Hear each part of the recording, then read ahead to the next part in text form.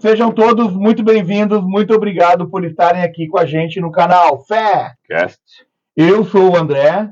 Eu sou o Léo. Falamos diretamente de Garopaba. Fecast é um canal para quem tem fé. Você tem fé? Então, está no canal certo. Fique com a gente aí até o final do vídeo. Léo, muito obrigado, Léo. Bem-vindo aqui por estar aqui apoiando o canal, né? Hoje o programa é um pouco diferente porque o Léo ele não congrega em nenhuma congregação, ministério de igrejas, né, Léo? O Léo ele é agnóstico, né, Léo? É isso? Sim. E o gnosticismo, ele crê que existe alguma coisa, só não sabe exatamente o que é, de acordo com o que o Léo me trouxe aqui, mas ele tem fé em alguma coisa que está regendo aí esse universo, né? E também na ciência, no conhecimento, né? E o Léo é psicólogo, né, Léo? E hoje eu trouxe o Léo aqui para a gente conversar a respeito de um dos males, né, que atingem hoje em dia até mesmo muitos crentes, né? Pessoas de qualquer idade, pessoas de qualquer classe social, que é a ansiedade e a depressão, que é uma especialidade do Léo, né, Léo? Quantos anos já trabalha com isso, Léo? Bom, eu já trabalho há 25 anos com psicologia. 25 anos com psicologia. É um prazer estar aqui, né, André? Obrigado aí pelo convite, sabe? Falar sobre fé, falar sobre esses sintomas, essas coisas que afetam a nossa sociedade, né? É muito importante, né? E fazendo já um ganchinho do que tu tá me trazendo, né? A fé, ela foi um fator de evolução, né, da nossa sociedade, da nossa espécie, né? Foi a primeira vez, uma das primeiras vezes que os seres humanos conseguiram se reunir em torno de algo maior para alcançar um objetivo, né? Nós somos a única espécie que tem a certeza da finitude. Sim. Então, as outras espécies não sabem que um dia vão morrer. Nós sabemos, a fé e as religiões também, Sim. né, vieram nos dar esse amparo, esse consolo, esse conforto, né? Sim. No sentido de que até quando nos percebemos, né, diante de alguém, de algum ente querido, aproximando-se da finitude ou morrendo, né, a fé nos consola e nos dá esse amparo no momento de perda, no momento de luta. Sim. E é uma bênção, né? E é científico, as pessoas que têm mais fé são pessoas que se recuperam mais rápido Legal. Muitas das... Isso é pela ciência. Pela ciência, né? Ciência comprova, né? Quem tem uma fé... Então continue com fé aí no nosso programa também. Tem um fator aí que faz você melhorar cada vez mais. E Léo, assim, a gente estava conversando aqui e estava me trazendo que, então, ela atinge idades, né? Agora com a pandemia, nas pessoas mais jovens tiveram mais rápido sintomas, né, de depressão e de ansiedade. E isso está mudando, né? Hoje em dia essas doenças elas estão atingindo, porque antigamente antes era uma coisa mais das pessoas mais velhas, quando chegavam um certo momento da vida que ficavam meio, mas hoje não, hoje está acontecendo já mais cedo isso. Talvez também pelo fato de nós termos mais condições de detectar isso, né? Também. Atualmente. Mas dizer que sim, nós ainda não paramos para avaliar o impacto dessa pandemia nessa geração, né? Embora num primeiro momento, se foi necessário o isolamento para não se contaminar com a Covid, num segundo momento também isso trouxe outros sintomas, né? Estresse pós-traumático, né? Ansiedade e depressão. Num primeiro momento, assim, logo que saiu a pandemia, eu trabalhava no CAPS, era o único psicólogo que estava no front, o restante dali foi tudo por online, né? E eu continuei ali apenas para casos de urgência, de emergência. Então, a primeira leva dos primeiros 6 a 8 meses que eu estive investigando, os casos maiores foram de depressão. Sim. Aquela coisa, agora se já estava com alguma tendência, alguma coisa, aquilo se intensificou, né? Então, pensamentos de suicídio, se havia avaliava, né, se havia um plano, né, de suicídio, então, e é algo que vai contra toda, né, até a ciência, nessa coisa da homeostase que eu estava conversando com você, nós iniciar. O nosso organismo, ele luta a todo momento para manter você vivo, até quando você está dormindo, né? Quando você está dormindo, você não diz assim, o coração continua batendo que eu vou dormir. Não, o coração continua batendo, independente do que você diga. O pulmão, continue respirando porque eu vou dormir. Não, o pulmão continua respirando, sangue continua. Não, todo o seu organismo, se algum objeto ou qualquer outra coisa, alguma substância estranha entre no seu organismo, mesmo que você está dormindo, o seu organismo vai lutar para que isso seja expelido de alguma forma, né? Então essa coisa natural, esse fenômeno que vamos chamar de homeostase, né? Pode ser um nome que se, né? Um criador, né, de alguma coisa. Afinal de contas, quem é que criou a Terra, né? Foi o Big Bang, né? Não, beleza, né? O agnóstico, quando a gente estava falando nesse sentido, não é que nós não acreditamos, mas a gente não entendeu ainda o que é. Mas que tem, né? Mas está no caminho. Está no caminho. E a depressão, né? Como vindo num primeiro momento, né? Nessa primeira leva da pandemia, depois, no segundo momento, a ansiedade, né? Que era medo, e agora, como é que vai ser o meu futuro? Né? Como é que vai dar disso? Tanta gente morrendo. Chegava em casa, não era verdade? Todo dia, olha, morreu 1.000 hoje, morreu 800. Perderam emprego, perderam comércio, fechou tudo, a economia, afetou tudo, né? Então veio o medo e a repulsa, né? As duas características da ansiedade.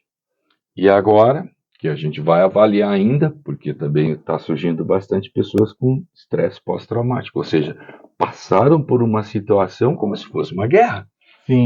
Então, antigamente na guerra, na primeira, na segunda guerra, lá que o pessoal não podia escutar um estouro que já, né, saía correndo, dava um ataque de pânico. Claro. Hoje são outras situações, né, que às vezes, como eu te comentei, não tem nada real, mas parece como se eu tivesse que enfrentar um leão ali fora, mas não tem um leão. É só a sensação de que tem alguma coisa, né, uma sensação ruim que me dá muito medo. Eu não sei enfrentar isso. E aí a pessoa não consegue ficar meio refém disso. Na verdade, não existe, né? Ou se existe um perigo, é um perigo bem menor, inferior, mas ela aumenta isso e aquilo traz um problema para ela, né? Isso, André. Saúde. Isso aí, é isso aí. E nós todos temos esse mecanismo conosco. O mecanismo de ansiedade é próprio nosso. Só que, em algum momento, às vezes, ele se desregula, né? Nós precisamos ter esse mecanismo, uma vez que, se eu realmente caísse numa jaula com um leão, a primeira reação que o meu organismo, meu corpo, eu tento mesmo na minha mente, né, era o quê? Ou lutar ou fugir. Esses dois mecanismos de luta e fuga estão conosco. E pela sobrevivência, né? Só que isso, às vezes, dependendo de alguns fatores, desregula. Então, é como se eu estivesse pegando o ônibus para ir para o trabalho, mas eu estou com aquele sintoma que parece que tem um leão querendo me pegar. Vai bater o olho, vai cair. E não tem. E não tem nada. Não tem. Pode ter, mas é um gato. Mas é uma reação exagerada diante de um estímulo. É uma sensação antes da percepção. E é horrível. Horrível. É uma sensação de estranheza consigo mesmo. Numa família, né? Vamos colocar aqui uma família. Tanto pode ser o jovem, adolescente, pode ser o pai, pode ser o vô, e pode estar sofrendo numa mesma casa com alguns sintomas dessa ansiedade ou dessa depressão. E às vezes, como é que alguém conseguiria, dentro de uma casa, saber, olha, eu acho que o meu pai está precisando, eu acho que o meu filho está precisando, né, de consultar uma consulta, porque aqui em Garopaba tem consulta gratuita no CAPS. Tem, nos postos de saúde, você pode procurar. Tu já não está mais no CAPS, mas tem profissionais lá, né? Agora estou na ProSaúde, né, e atendendo domiciliar também e online. Hoje em dia online ficou também, né? Não tem mais como fugir. Que bom. Mas assim, é muito importante ouvir essa queixa de quem lhe está trazendo a situação, para também perceber de onde é que está vindo isso, e às vezes é da própria pessoa que está trazendo a queixa o próprio sintoma. Por exemplo, às vezes a família tem uma queixa em relação ao adolescente, mas o adolescente, nós vamos acabar percebendo que o adolescente está tendo comportamento dos adolescentes que não são tão estranhos assim dessa forma, mas a família está fazendo uma tempestade num copo d'água. Então, às vezes, nós precisamos trabalhar com a família antes mesmo. Talvez o adolescente não seja o problema, porque todo mundo tem que já tinha até um ditado dizer adolescente ou aborrecente, né? Sim. Enfim, mas não, desmistificar. É uma idade difícil também, é uma né? idade que manifesta diversos comportamentos que para nós, né? Engraçado, todo mundo foi adolescente, mas achamos diferente, estranho um adolescente. Mas é porque talvez a gente não acompanhou também, né? O que aconteceu em tão pouco tempo na nossa sociedade, e isso também nos deixou meio perdidos. Quem não achar em algum momento que está perdido também não está bem. A pessoa que está nos assistindo agora no vídeo, né? Se notar que tem alguém na casa que acha que está com algum sintoma, se isolamento, né? Reclamar de tudo, não querer. Isso é uma coisa característica da depressão, da ansiedade, a pessoa se isolar, não querer se socializar, né? Porque às vezes a gente fala, né? Às vezes a pessoa tem que se socializar, né? E uma igreja, um local desse também é interessante, né? A pessoa ir lá, né, Léo? Porque também o profissional da saúde, ele é importante, mas depois que ele detectar o problema, e a socialização, pertencer a um grupo, como tu falaste, né? Isso já é antigo, né? E é importante isso também, né, Léo? É uma escadinha, né, André? Primeira coisa, né? O paciente chegou, tem queixas fisiológicas, primeiro os exames clínicos, médicos, como é que está esse organismo fisicamente? Sim. Depois o emocional, depois o psicólogo, depois né? E num terceiro momento, essa questão da socialização, que tem muito a ver com a espiritualidade, porque quando eu estou mal, quando eu estou doente, quando eu estou, né, hospitalizado, eu perco um pouco da minha socialização, e às Sim. vezes pode até intensificar meus Sim. sintomas, né?